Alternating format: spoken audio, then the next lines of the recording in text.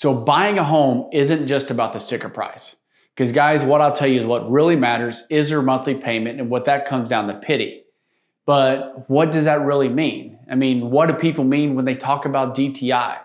Because what I would tell you, if you don't factor these things in, you could be house poor very, very quickly.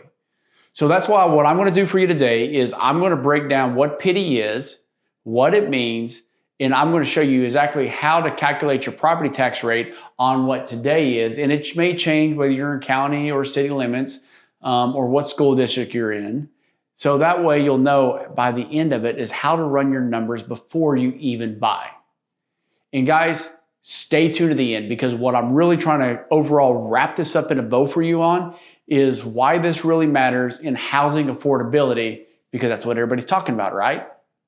So let's get started. So first thing, guys, what is PITI?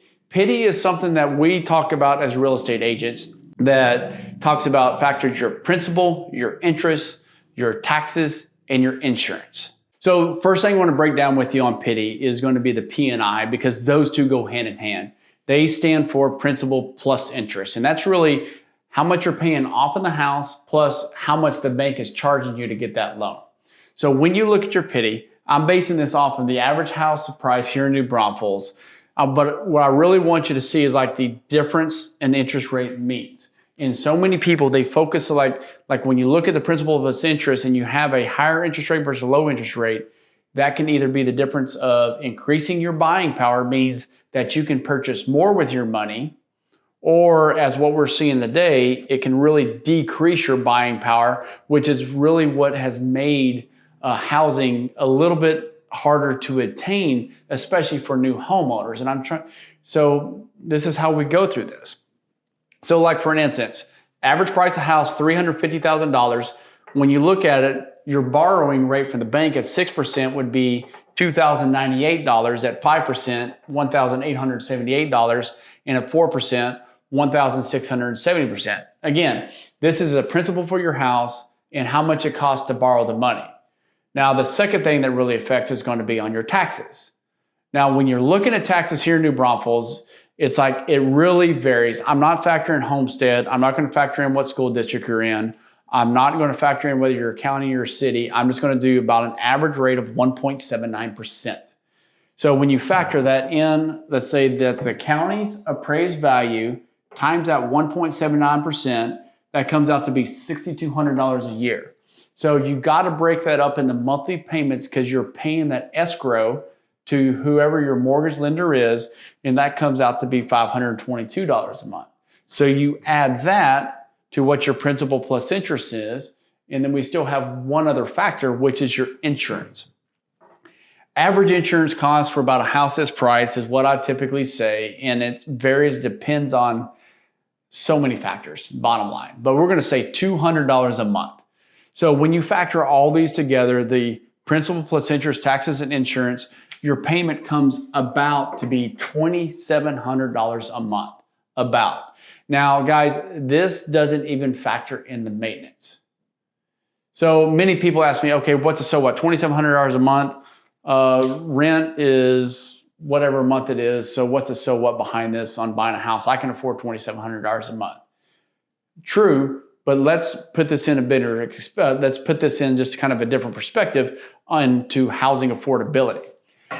So when you look at housing affordability, there's one other factor that I want people to really take a look into, and really comes into what you can afford on a house and what's called your debt to income ratio, the DTI number. Now, I'm not going to talk about front end or back end. I'm talking about just your housing payment compared to what you make.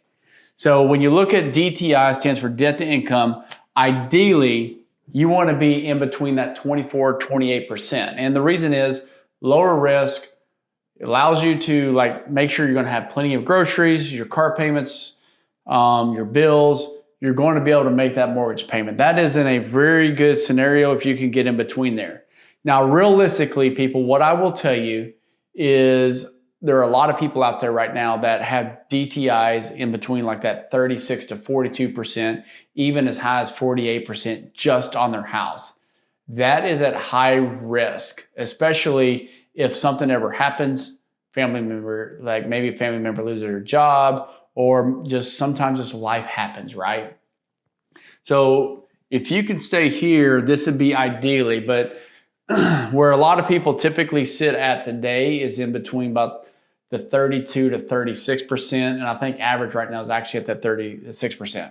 So how do you figure this out? So average family makes about $90,000 a year. So when you break that down into monthly payments, divide that by 12, there's 12 months in a year, I think, right? I hope that hasn't changed on me. Some things in schools have changed. That comes down to be about $7,500 a month. That is gross. Remember, that is not necessarily your take-home pay, because you do have to pay Uncle Sam in taxes. It's just one of those things that are very, very common. I do apologize for that, but I don't control the government. So you take that, $7,500 a month, and let's take that $2,700 a month on our PITI from the last. So where does that put us at? So you take that $2,700 a month, divide that by $7,500 a month. That's going to equal 0.36. So I was terrible at math. My math teacher hated me, but I love Miss Swain to death. She was my favorite teacher ever. So what she taught me to do is you take 0.36, multiply that times 100. That's going to equal 36. 36% DTI. Again, we're at that higher range. It's not ideally where you want to be. And that's where I sit down and I have the conversation with the buyers, because the last thing I ever want to do as a real estate agent is to make somebody house poor.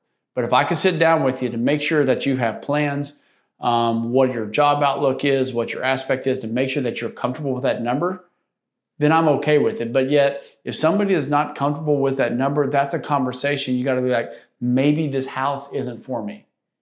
But guys, that's okay.